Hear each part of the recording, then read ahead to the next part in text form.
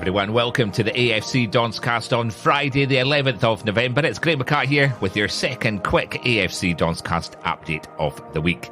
Midweek action at the Spaghetti Yard on Tuesday night, and it was another hot and cold performance from the Dons on the road. The opening 30 minutes was every bit as bad as the horror shows at Tannadice and Ibrox earlier in the season. We looked destined to concede every time a ball was swung into the box. Bojan Majowski's penalty miss in the dying minutes of the first half was probably the critical moment in the game, as after the break Aberdeen turned in a better performance, giving Livingston a bit more of a hard time. Duke's penalty, a third VAR spot kick award in the game, was all the Dons had to show for it, and despite an improved second half showing, the damage was done in the first half. Well, Jim, after that one, I guess you must be scratching your head wondering how you've taken nothing from a game like that, particularly with the second half performance you put on. Well, I mean, I'm not scratching my head as to how we, went 2 goals behind, because, it was one of the poorest starts to a game that we've made all season. We just didn't cope with the fast start that Livingston, came flying out of the blocks, put balls in behind us.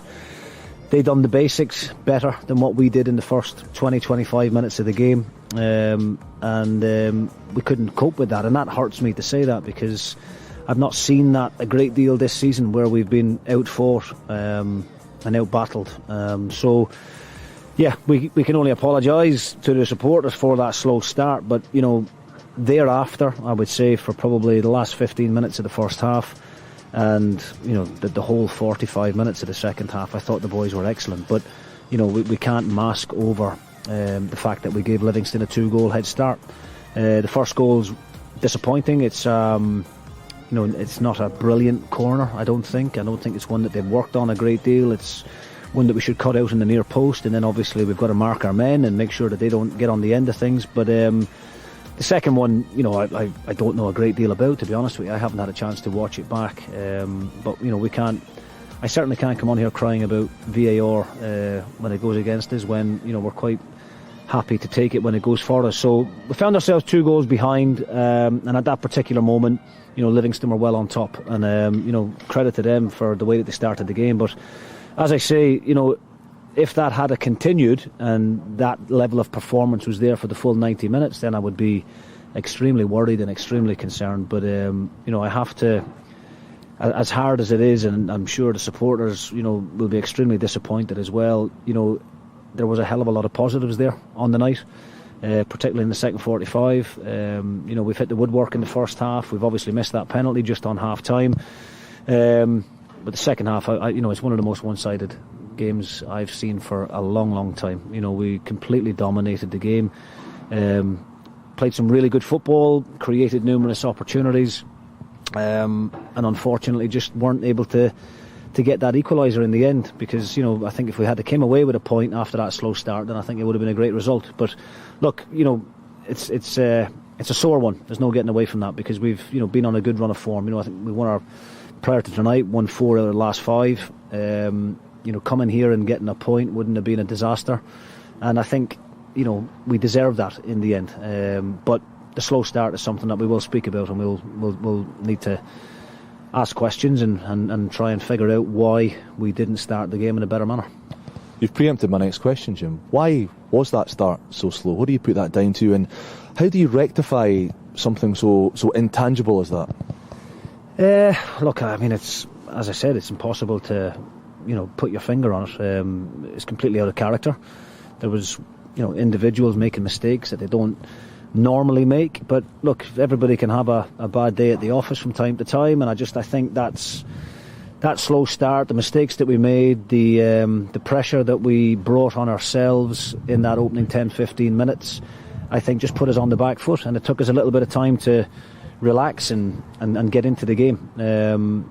So if we scored a penalty just on half time, then of course it's a completely different game, because I do believe we would have came away with something. But look, it's very, very frustrating. I think after the Rangers game, when we saw the next 3 fixtures coming up, Hibs, Livingston and Dundee United, I think I'd have probably snapped the hand off you for 7 points. 2 wins and a draw.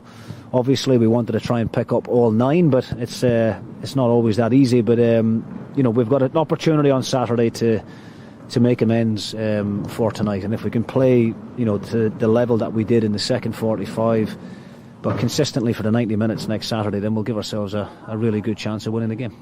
Pittodrie's been a real fortress for you this season, and a little towards the end of last season as well, but the away form is perhaps still a bit of a concern. How do you go about rectifying some of the results on the road and converting what's been very strong home performances into better ones away from the North East?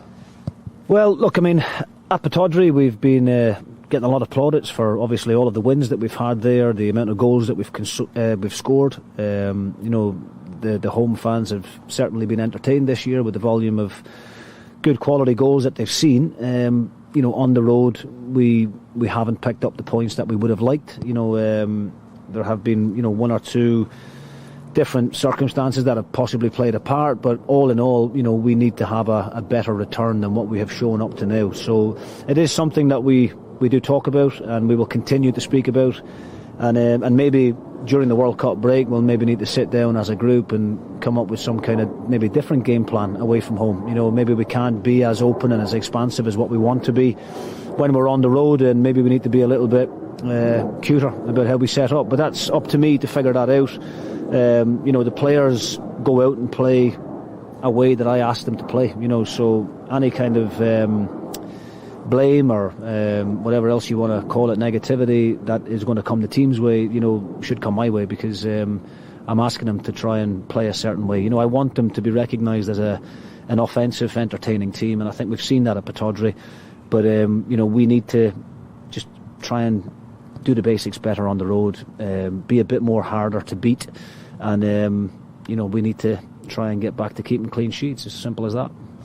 Mentally, how important is it that the players dig deep, respond, get over the disappointment of tonight, knowing that you've got a huge game on Saturday and it's the last one before that winter break? Yeah, of course. It's always important to show a positive reaction after a negative result. This isn't I'm not standing here feeling the way I felt after the Dundee Utd game, where it was an absolute disaster from start to finish. I've got real frustrations and disappointment in how we started the game, and that's ultimately why we ended up losing the game, because we gave Livingston a 2-goal head start. But there are periods of the game that I'm extremely pleased with, and they're the types of things that we need to try and do consistently. We're sitting third in the table at the moment. It is very tight, it's very compact. You can see, right down to 8th position. I think there's only about 3 points between us and them, but this is where we wanted to be at this particular period. We need to go and win on Saturday to make sure that we stay there, and it hasn't been as much as people tend to look for the negatives. It hasn't been all that disappointing. There have been a number of positives, but we do understand that we need to try and sort out the shape of the team defensively on the road, and that's my responsibility, and we'll come up with a plan during the World Cup break that will hopefully rectify that. Well, Jim, I think it would be remiss of us not to touch on the performance of those in the stands tonight as well. The Red Army travelling in great numbers, filling about 2/3 of the stand behind you. How important is that backing, and how much do the players feed off that, particularly when they come to tough venues like this?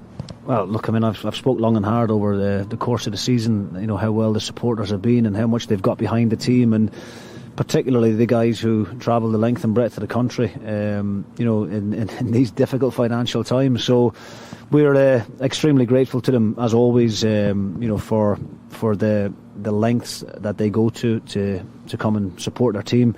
As I said, I think tonight is slightly different, in fact a lot different to what it was at Tannadice, where we felt the need to apologise for the performance, and they travelled to Dundee in great numbers that night, and we didn't give them anything at all. But as disappointed that they'll be that we've lost the game, I hope that they can reflect on the game and see that they saw a team that they can be more proud of, if we can say that, in the second half. And I think the reaction of the fans in the second half showed that they could get behind the team when we were on top like that, and hopefully they can take a little bit of encouragement from what they saw in the second half, and but we'll need to make sure that we don't have a repeat of what happened in the first 20 minutes again.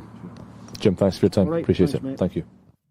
Catch live audio and video of our next match only on Red TV. Subscribe now for full matchday coverage, replays, highlights and all the goals, exclusive interviews and behind the scenes content. Sign up now at redtv.afc.co.uk. The best of the action only on Red TV. Well, there were other midweek matches in the SPFL on Tuesday and Wednesday night. In the other Premiership match on Tuesday, Ross County defeated Hibs 2-0 at Easter Road. Celtic had a 2-1 win over Motherwell at Fir Park on Wednesday night. Second place Rangers beat Hearts 1-0 at Ibrox thanks to a goal midway through the second half from Malik Tillman. Dundee United notched up the biggest win of the night, seeing off Kilmarnock 4-0 at Tannadice to move off the bottom of the table at the expense of the Ayrshire side. And Nicky Clark netted a dramatic equaliser deep into stoppage time as St Johnstone earned a 2-2 draw with St Mirren in Paisley.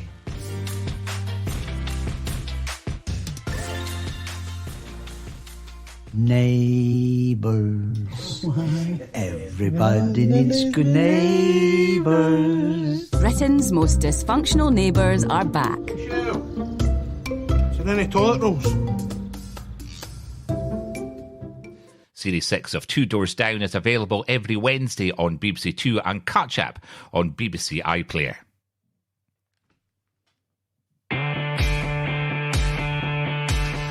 Okay, tomorrow evening we're back in action against Dundee United in our 6pm kickoff at Pittodrie, our last match before the break for the World Cup. Tickets for the match are still on sale, but if you can't make it to the game, it will be available on Red TV pay-per-view for £13.99 or £10.99 for Aberdeen A members, or on Red TV International for those of you who have it. Rory Hamilton and Stuart Duff will be in the hot seat. Coverage starts at 5:45pm. Jim Goodwin spoke to the media ahead of the game. Well, we've not suffered back-to-back defeats this season up to now, so I would hope that that's not going to happen tomorrow. But of course, you never know how the game is going to pan out. What I do know is that we've prepared really well for the game. The boys are not overly down on themselves after the result on Tuesday night. It was a different defeat to, let's say, the Dundee United one at Tannadice, where we didn't offer a great deal to the game. I thought, as I said, at Livingston for the last hour of the game, I thought we were excellent.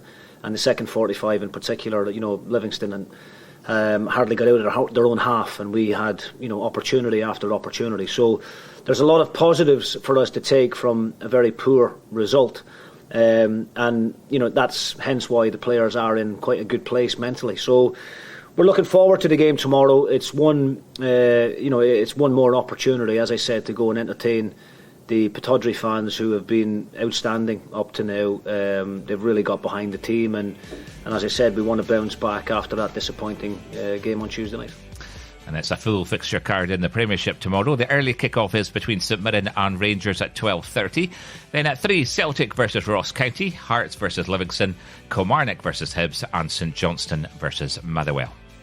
The Dons will play a friendly match sponsored by Gallagher Insurance against an Atlanta 11 at the Atlanta United training ground on Wednesday the 16th of November. Kick-off is at 3pm local time, 8pm in the UK, when Aberdeen head across the Atlantic for their official winter training camp.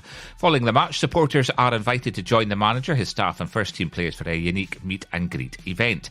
There'll be no parking at the ground, and anyone attending the match must park at the Franklin Gateway Sports Complex, and there'll be a free shuttle bus from there to the training ground. All tickets have been sent via NFC, via email, which should be downloaded to your Apple Pay or Google Pay wallets, so remember your phones so you can get into the match. The AFC DONScast will be taking a World Cup break too, so after our next show on Tuesday, we'll be back on the 20th of December, following our home match against Celtic on the 17th, or unless anything major happens between now and then. So I'll be back with the AFC DONScast on Tuesday, following our match against Dundee United. Till then, have a great weekend and stand free.